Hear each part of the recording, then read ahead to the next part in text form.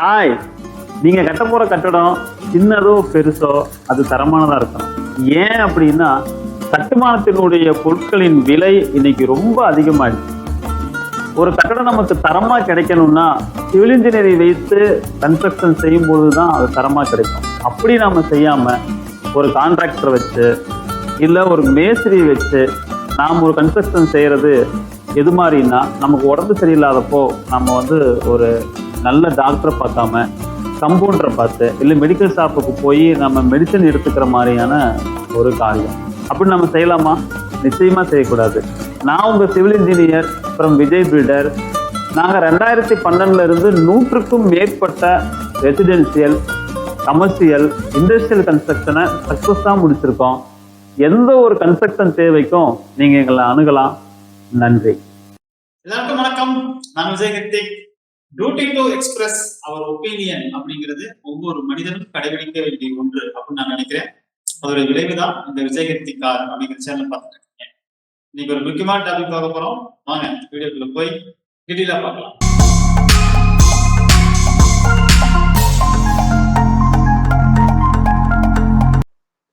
இப்போ நமக்கு பாத்தீங்கன்னா இப்போ இந்த இருக்கிற சூழ்நிலையில அவரு நாளைக்கு அவருக்கு ஒரு இது ஹியரிங் இருக்குங்களா? நாளைக்கு எனக்கு ஹியரிங் என்ன இருக்குன்னு தெரியலீங்க. நான் பார்க்கல. நாளைக்கு ஏதோ 19ஆம் தேதி ஒரு ஹியரிங் இருக்கிறதா ஒரு தெரியலீங்க. ஒரு செய்தி வந்துச்சுங்களே. தெரியல. நான் ஃபாலோ பண்றேன். இன்னைக்கு நான் ஃபுல் டே நான் வெளியே போயிருந்தேங்க. எனக்கு ஃபுல் டே வேலை இருந்தது. நான் கடைசியில 7 மணிக்கு மேல தான் நான் இந்த கேஸை நான் பார்க்க முடிஞ்சது. வேற ஒர்க் இருந்தனால பார்க்க முடியல. பட் இதுதான் ரியாலிட்டி. இந்த ரியாலிட்டி தெரிஞ்ச உடனேயுமே 2வது அந்த இது கேட்டிருந்தாங்க இல்லைங்க, ஏ கிளாஸ் ரூம் எல்லாம் கேட்டிருந்தாங்க இல்லைங்க, அதோட பெட்டிஷன்ல வித்ட்ரா பண்ணிட்டாங்க. ஏன்னா தூக்கி அடிச்சிருப்பாரு. அதாவது ஜட்ஜ் தூக்கி அடிச்சிருப்பாரு. என்ன நினைச்சிருக்க டான்பிட் எல்லாம் நீங்க நினைக்கிற மாதிரி எல்லாம் இல்ல. அப்புறம் இதுல எனக்கும் உங்களுக்கும் சில விஷயங்கள் தெரியும். இந்த பெட்டிஷன் நம்ம 8வது மாசம் கொடுத்திருக்கிறோம் 2023ல. இதுக்கு முன்னாடி யாராச்சும் கொடுத்திருக்காங்களா விஜய்? இதுக்கு முன்னாடி யாரும் தெரியும் இல்லைங்க. இல்ல இதுக்கு முன்னாடி சொல்றீங்க. அதாவது சில வெளிநாடுகள் இது சம்பந்தமா உங்களுக்கு 2 வருடத்துக்கு ஆமா தெரியும் 2 வருடத்துக்கு முன்னாடியே அவங்க என்ன பண்ணிருக்காங்க, எல்லாத்தையும் ஸ்டடி பண்ணி யூஓடபிள்யூக்கு இமெயில் மூலியமா ஃபுல்லா சென்ட் பண்ணிருக்காரு. ஆனா அவரு அப்ராட்ல இருந்ததுனால இப்ப நம்ம ஃபீல்ட்ல இறங்கி நீங்க போராடுறீங்க, நான் இடையில தான் இதோடைய இதுக்குள்ள ஜாயின் பண்ணேன். ஆனா அவரு அப்ராட்ல இருந்ததுனால அவருனால எடுத்து ஓரளவு அவரு என்னன்னா இது இருக்குது அப்படிங்கறத வெளியே கொண்டு வரணும்னு செயல்பட்டிருக்காரு. இல்ல என்ன டீடைல்டா போட்டிருந்தாரு பாத்தீங்களா? ரிப்போர்ட் மெயிலே பாத்தீங்களா? என்ன டீடைல் ரிப்போர்ட், டைரக்டர்ஸோட பயங்கர ரிப்போர்ட். டீடைல்ஸ் எத்தனை டைரக்டர் இருக்காங்க, அந்த டைரக்டர் எல்லாம் இதுல ஆக்டிவா இருக்கிறது யாரு, இப்போ வெளியே போனது யாரு, அதுல அவரு மோஸ்ட் ஆஃப் தி டைரக்டர் எல்லாமே அவங்க ரிலேட்டிவ் தான். எல்லாமே விஜயராவ் ரிலேட்டிவ் தான். நீங்க அவரோட டாக்குமெண்ட்ஸ்ல இதெல்லாம் பாத்திருந்தீங்கன்னா உங்களுக்கு புரிஞ்சிருக்கும். நீங்க பாத்தீங்களான்னு தெரியல. நமக்கு இவங்க சில டைரக்டர்ஸ் எல்லாம் வெளியே போயிருக்கிறாங்க. அதாவது நான் டைரக்டர்ல இருந்து விலகிக்கிறேன். 2வது மாசம் 2022ல விலகி போயிருக்கிறாங்க. அவங்க எழுதின லெட்டர் எல்லாம் கூட அவர் வச்சிருந்தாரு. பாத்தீங்களா? என்ன எந்த அளவுக்கு ஒர்க் பண்ணிருக்காங்க, எந்த அளவுக்கு சாருக்கு மெயில் அனுப்பிச்சிருக்காங்க. அப்ப டிஜிபியா இருந்து சைலேந்திர பாபு அனுப்பிச்சிருக்காங்க.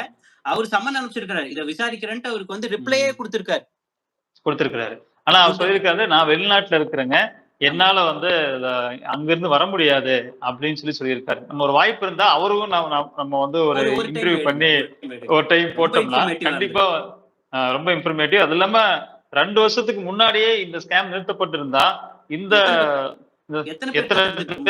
காப்பாத்திருக்கலாம். எனக்கு ஒரு வருத்தம் என்னன்னா, போலீஸ் அப்ப 2 வருஷத்துக்கு முன்னாடியே டிஜிபி லெவலுக்கு தெரிஞ்சிருக்கு, அது நடவடிக்கை எடுக்கலங்கிறது எனக்கு ஒரு வருத்தம், உறுதியான இதுல. சரி, இப்போ அசோக் என்னன்னா, உங்களுக்கு எனக்கு நேத்து 2 நாளுக்கு முந்தா நேத்து ஒரு கொலை மிரட்டல் வந்தது இல்லையா? அது உங்களுக்கு நான் சொல்லியிருந்தேன். இப்ப அந்த கொலை மிரட்டல் சம்பந்தமா நம்ம என்ன பண்ணோம், சரி இதுக்கு இது பண்ணக்கூடாது, நம்ம வழக்கு கொடுத்துடலாம் அப்படின்னு சொல்லிட்டு நம்ம போய் எஃப்ஐஆர் கொடுக்க போனோம். அங்க போகும்போது பாத்தீங்கன்னா ஒரு எஃப்ஐஆர் ஃபைல் பண்றதுக்கு எவ்வளவு காலதாமதம் ஆகுதுங்கிறத நான் அப்பதான் பார்த்தேன். ஏன்னா அவங்க அந்த எஃப்ஐஆர்ங்கிறது நீங்க கரெக்டா இருக்கிறீங்கன்னு சொல்றீங்க. பட் தவறான கம்ப்ளைண்ட்ஸ் கூட வரலாம். சோ வரலாம். அதெல்லாம் நம்ம வந்து அக்செப்ட் பண்ணிக்கணும். ஏன்னா போலீஸ் வந்து 2 சைடும் இன்வெஸ்டிகேட் பண்ணணும். ம். அதுக்கப்புறம் தான் எஃப்ஐஆரே போட முடியும்.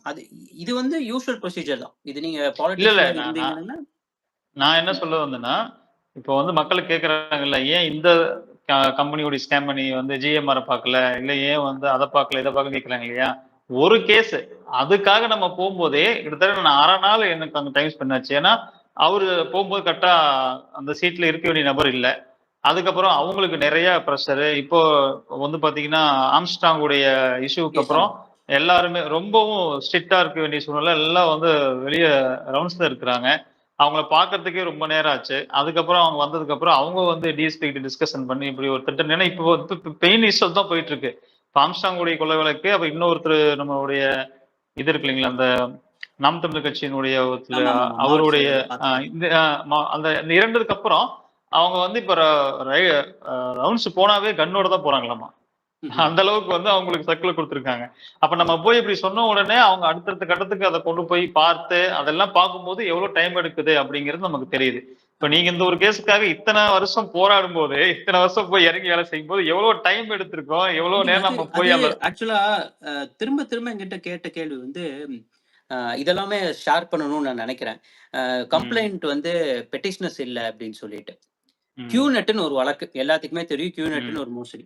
அதுல சுப்ரீம் கோர்ட் வந்து 2012லயே ஒரு தீர்ப்பு குடுத்திருக்கு.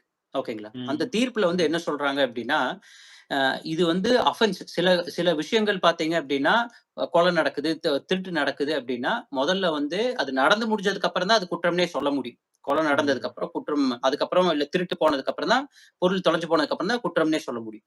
ம், வேரஸ் இந்த மாரி எக்கனாமிக் அஃபென்ஸ் பொருளாதார குற்றங்கள்ல என்ன அப்டின்னா, அ நடக்கறக்கு முன்னாடியே சொல்லலாம். அது எப்படின்னா, ம், 1 அந்த ஒரு ஸ்கீம் இருக்கணும்.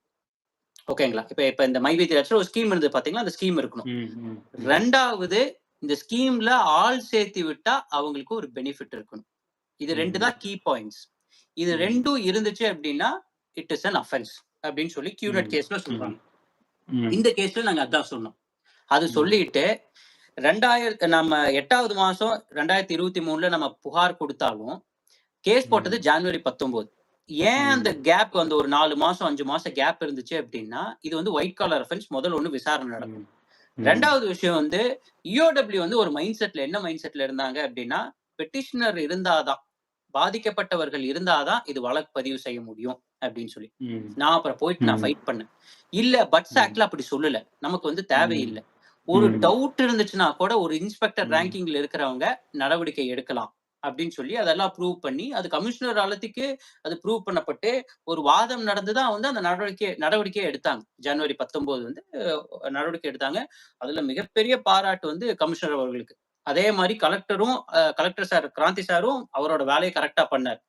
இது ஏன்னா அவர் வந்து ரெவென்யூ டிபார்ட்மெண்ட். இந்த மாரி விஷயங்களுக்கு டிஆர்ஓ ஒரு கீழ இருக்கிற டிஆர்ஓக்கெல்லாம் வந்து அவ்ளோ பவர் இருக்கு. அவர் வந்து டைரக்ட்டா கடிதம் இத புரிஞ்சுகிட்டு, அது வந்து டைரக்ட்டா கடிதம் வந்து ஏடிஜிபிக்கே எழுதினார். சோ அவங்களோட ப்ராசஸ் எல்லாம் செஞ்சு வரும்போது அந்த டைம் ஆயிருச்சு. அதுக்கப்புறம் ஒரு டிலே வந்து என்ன ஆச்சு அப்டின்னா, இஓடபிள்யூக்கு சிசிபில இருந்து அ டிஜிபிக்கு அனுப்புறாங்க. சிசிபி வந்து கேட்க முடியாது. நீங்க இஓடபிள்யூக்கு அனுப்புங்கன்ட்டுலாம் சொல்ல முடியாது. அவங்க வந்து டிஜிபி அவங்களோட ஹையஸ்ட் அத்தாரிட்டி டிஜிபி அவங்களுக்கு தான் அனுப்ப முடியும். டிஜிபி பார்த்துட்டு எந்த ஏஜென்சிக்கு போடலாம்? சிபிசிஐடிக்கு போடலாமா? இல்ல வந்து சிபிஐக்கு கேட்கலாமா? இல்ல இஓடபிள்யூ கேட்கலாமான்னு யோசிச்சாங்க. சிபிஐக்கு பரிந்துரை செய்யலான்ட்டு யோசிச்சாங்க. ஏன் அப்டின்னா 5 மாநிலத்தில இருக்குது அப்டின்ட்டுலாம். அப்புறம் தான் இது பொருளாதார குற்றப்பிரிவுக்கு மாற்றப்பட்டு, பொருளாதார குற்றப்பிரிவு வந்து ஒரு அதிகாரி நியமனம் பண்ணி இதெல்லாம் டைம் ஆச்சு. ஆனா இந்த டைம்ல நம்ம we are following it up continuously. ஏன் இது நடக்கல? ஏன் இது வந்து இது ஒரு ஒரு குற்றம் அப்படின்னு சொல்லிட்டு நம்ம அவ்ளோ டைம் நம்ம வந்து கேட்டுக்கிட்டே இருந்தோம். அது மாரி பண்ணிட்டு இருந்தோம். சோ ஒரு வழக்கு எடுத்தோம்னா, இட் வில் டேக் டைம். இவங்க நெனைக்கிற சரி. மாரி ஒரு வழக்கு எடுத்துட்டு, நான் வந்து அ அடு இது குற்றம் சொன்னோம்னா, அடுத்த வழக்குக்கு போறது. குற்றம் சொல்ல அப்படி இல்ல. ஒரு ஒரு வழக்கு எடுத்தோம்னா, அதுக்கு ஒரு சொல்யூஷன் குடுக்குற அளத்துக்கு நம்ம வொர்க் பண்ணணும். சோ அத தான் நம்ம வந்து பண்ணியிருக்கிறோம். அதனால தான் இந்த டைம். இப்போ காவல்துறை வந்து சுமோட்டோவா தானாக வந்து முன் விடுத்த அந்த வழக்கு இருக்கு இல்லைங்களா? அந்த ஆமா. வழக்கு அது அடுத்த கட்டத்தை எதை நோக்கி செல்லும்னு இத நம்ம சொல்ல முடியுமா? இப்ப இந்த வழக்கு இதுதான் மாறிருச்சு. இது கிரைம் நம்பர் மட்டும் ம், 03/2024 சிசிபி போட்டது. அது வந்து ம், இஓடபிள்யூ போகும்போது அவங்க ஒரு கிரைம் நம்பர் ரெஜிஸ்டர் பண்றாங்க. அதான் 09/2024. அதான் இந்த பிரசன்ட் கேஸ். இதுக்கப்புறம் இது வந்து இன்வெஸ்டிகேஷன், இனி வந்து அரெஸ்ட் இருக்கும். இனி கண்டிப்பா உறுதியா பேன் இருக்கும். ஆப் பேன் உறுதியா எதிர்பார்க்கலாம். அது வந்து நான் வந்து ஒரு 2, 3 நாள் நான் எதிர்பார்க்கிறேன். இதுதான் மக்கள் வந்து சொன்னது என்னன்னா, இவ்வளவு நடக்குது. நீங்க சொல்றீங்க அவங்களுடைய பேங்க் அக்கௌண்ட் முடக்கிட்டாங்கன்னு சொல்றீங்க. ஆனா ஆப் ரன் ஆயிட்டு தான் இருக்கு. நீங்க வந்து சொல்லும்பா இப்ப மக்களுக்கு வந்து நம்பிக்கை வராத காரணமே என்ன அப்படின்னா, இன்னும் ஆப் வந்து இயக்கத்துல செயல்பாட்டு இருக்கிறது தான் அவங்களுடைய அசைக்க முடியாத நம்பிக்கையா இருக்கு. இது வந்து அவங்கள கஷ்டப்படுத்துறதுக்காக சொல்றேன். ஒரு கேஸ்னா இதெல்லாம் தான் ப்ரொசீஜர். இப்போ உங்களோட கேஸ்ல நான் சொன்னேன். அதாவது நீங்க ஒரு கம்ப்ளைண்ட் குடுக்குறீங்க அப்படின்னா, அதுக்கு அடுத்தது வந்து உங்கள முதல்ல சரியா விசாரணை செய்வாங்க. எப்படி நடந்துச்சு? என்ன நடந்துச்சு? உனக்கு என்ன ஆதாரம் இருக்குன்னு. அப்ப எதிர்த்தரப்ப கூப்பிட்டு கேட்பாங்க. "நீ இது பண்ணையா?" அப்படின்னு சொல்லி. அப்புறம் அவங்க பக்கத்துல எல்லாம் போய் விசாரிப்பாங்க. இப்ப அடிதடி நடந்துச்சுன்னு வச்சுக்கோங்களேன், அந்த ஏரியாக்கே போவாங்க. போய் விசாரிப்பாங்க. அப்புறம் வழக்கு பதிவு செய்வாங்க. அப்புறம் அவங்க பெயிலுக்கு அப்ளை பண்ணுவாங்க. அதுக்கப்புறம் வந்து அவன் வெளிய வந்துருவான். அதுக்கப்புறம் இது சார்ஜ் ஷீட் போடுவாங்க. இது ட்ரையலுக்கு போகும். இதான் ப்ரொசீஜர். அது மாதிரி இந்த கேஸ்ல, இந்த எக்கனாமிக் அஃபென்ஸ்ல ஒரு ஒரு ஒரு ஒரு ஒரு ரூட் இருக்கு. இப்படிதான் அடுத்தடுத்து நடக்கும் அப்படின்னு சொல்லிட்டு. அத வச்சுதான் நான் முன்னாடியே நான் சொல்றேன். இது வந்து கண்டிப்பா ஈயோடு இப்படி எடுத்தாங்கன்னா ஒரு இது போடுவாங்க, கேஸ் போடுவாங்க. இதுக்கப்புறம் இந்த விசாரணை நடக்கும். இந்த விசாரணை நடக்கும்போது கண்டிப்பா இது எல்லாமே ஃப்ரீஸ் பண்ணுவாங்க. இந்த அரசு இருக்கும். கண்டிப்பா இன்னைக்கு எனக்கு எங்கிட்ட நெறைய பேர் மெசேஜ் அனுப்பிச்சிருந்தாங்க. இதுல பார்த்துட்டு இருக்கிறவங்களே நீங்க நெறைய பேர் எனக்கு மெசேஜ் அனுப்பிச்சிருப்பீங்க. அதுல மெசேஜ் அனுப்பும்போது பெயில் கிடைச்சிருமான்னு கேட்டாங்க. அப்ப நான் சொல்லியிருப்பேன். இல்ல இதுல சான்ஸ் இல்ல. நோ சான்ஸ் அப்படின்னு சொல்லி. காரணம் என்னன்னா, இந்த கேஸ் அந்த மாதிரி கேஸ். இந்த கேஸ்ல வந்து பெயில் குடுத்துட்டா அந்த கேஸ்க்கான ஸ்ட்ரென்த்தே இல்லாம போயிடும். அது உறுதியா நான் சொன்னேன். இது பெயில் கிடைக்காது. இனி வந்து மீதி டைரக்டர்ஸ அரெஸ்ட் பண்றதுக்கான சூழ்நிலைகள் வரும். பேன் பண்ணுவாங்க. அதுக்கப்புறம் இவங்க ஒரு 60 நாள் கழிச்சு, என்னோட கணிப்பு 60 நாள் கழிச்சு அப்புறம் ஒரு பெயில் கிடைச்சு வெளிய வருவாங்க. அதுக்கப்புறம் எல்லாம் காசெல்லாம் நோ சான்ஸ். இப்பவே ஆப் எல்லாம் பேன் பண்ணி கவர்மெண்ட் எல்லாம் ஃப்ரீஸ் பண்ண ஆரம்பிச்சோம். அப்போ அதுக்கப்புறம் ட்ரையல் போகும். ட்ரையல்ல அப்புறம் வந்து கோர்ட்ல நடக்கிறது தான் என்ன இது.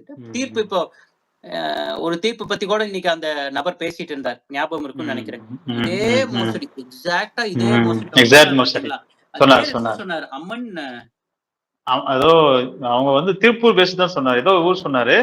நோட் பண்ணி வச்சீங்களா? நாம தான் பேசிட்டு இருந்தோம் இல்லைங்களா? ஆமாங்க. எனக்கு அது பேர் ஞாபகம் இல்ல. அந்த ஸ்கேம் 2010ல நடந்த ஸ்கேம் வந்து எக்ஸாக்ட் இதே டிக்டோ. ஆனா சேம் டிக்டோ.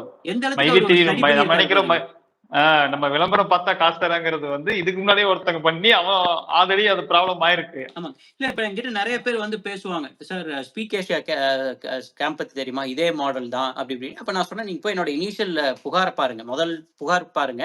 அதுலயே ஸ்பீக் ஏஷியா, அவனுக்கு முன்னாடி இருந்த 7 ட்ரிங்க்ஸ்ன்ட்டு ஒரு ஸ்கேமு. அந்த ஸ்கேம் பத்தி எல்லாம் நான் வந்து சொல்லி அதுக்கப்புறம் தான் இந்த மோசடி பத்தியே சொல்லியிருப்பேன். இதே ஸ்கேம் பங்களாதேஷ்ல நடந்திருக்கு. அந்த ஸ்கேம் எல்லாம் கூட நான் எடுத்து சொல்லி எல்லாமே நான் சொல்லியிருப்பேன்.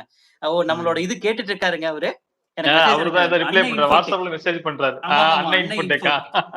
தினேஷ் சாருக்கு நம்ம இந்த இடத்துல தேங்க்ஸ் சொல்லணும் இல்லைங்களா? நம்மளுடைய வீடியோ பார்த்து பேர்லாம் சொல்லலாம். சரி. அன்னை இன்ஃபோ வருத்தப்பட மாட்டான்னு நினைக்கிறேன். ஆமா, ஈரோடு தான். அவர் வந்து நான் கூட இந்தியாவில நடந்தது, இந்த பங்களாதேஷ்ல நடந்ததெல்லாம் நான் சொல்லியிருந்தேன். அவர் நம்ம ஊர்லயே நடந்தது எவ்வளவு ஸ்டடி பண்ணி சொல்லியிருக்காரு பாருங்க. அதெல்லாம் வந்து பாராட்டியே ஆகணும். ஒருத்தர் துபாயில இருந்துட்டு, நம்ம தமிழர் தான், துபாயில இருந்துட்டு இப்படி ஒரு மோசடி நடக்கூடாதுன்னு சொல்லிட்டு எவ்வளவு முன்கூட்டி சொல்லியிருக்காரு பாருங்க. அப்ப அவரை சொல்லும்போது பிடிச்சிருந்தா இன்னும் இதா இருந்திருக்குமா இருக்கும். சேர்த்திருக்கலாம். அவர் நம்ம வீடியோ பார்த்துட்டு அவரவா கால் பண்ணி இன்ட்ரோ ஆகி பேசினாரு. ஏன்னா இவர் இப்ப வந்து இப்ப அவர் அழைப்பார் நான் எதிர்பார்க்கவே இல்லை. ஆனா அது ரொம்ப இம்ப்ரிமேட்டிவ் வந்தது. எனக்கும் ரொம்ப இதனால் மட்டும் இந்த ஸ்கேம்ல நிறைய பேர் கிட்ட கூப்பிட்டு பேசியிருக்காங்க. பேசி நீங்க நல்லா ஒர்க் பண்றீங்க, இந்த டேட்டா உங்களுக்கு தெரியுமா, இது தெரியுமா, இப்படி டைரக்ட் செல்லிங்ல இதெல்லாம் பண்ணக்கூடாது அப்படின்ட்டுலாம் சொல்லி பேசுவாங்க. நான் சொன்னேன், நீங்க புக் போய் பாருங்க, இதெல்லாம் நாங்க பாயிண்ட்ஸ் ஆட் பண்ணியிருக்கிறோம் அப்படின்னு சொல்லி எல்லாம். அதாவது ஒரு பொருளை மதிப்பீடு ஜாஸ்தி பண்ணி விற்க கூடாது, அது ஆர்எம்பி கேஸ்ல சொன்னா அதெல்லாம் நாங்க ஆட் பண்ணியிருக்கிறோம், இதெல்லாமே நாங்க ஏற்கனவே சொல்லியிருப்போம். ஒருத்தர் சொல்லி சார் இத எனக்கு தெரியாத விஷயம் நீங்க சொல்லியிருக்கீங்க அப்படின்னா இன்னைக்கு இவரு சொன்னதுதான். ஆமா ரொம்ப ரொம்ப டேட்டா எடுத்து வச்சிருந்தாரு. அதாவது டைரக்டர்ஸ் என்னென்ன இது அப்படிங்கறதெல்லாம். நெல்லைமணி 100 கோடி அசோக் அப்படின்னு சொல்லிட்டு அதுக்கு தான் வழக்கு போட்டுருக்குதுங்க. கேஸ் வந்து அதுக்கு தான் போட்டுருக்கேன். அந்த கேஸ் வந்து 23ஆம் தேதி ஹியரிங் வருது. 23/7/2024 ஹியரிங் வருது.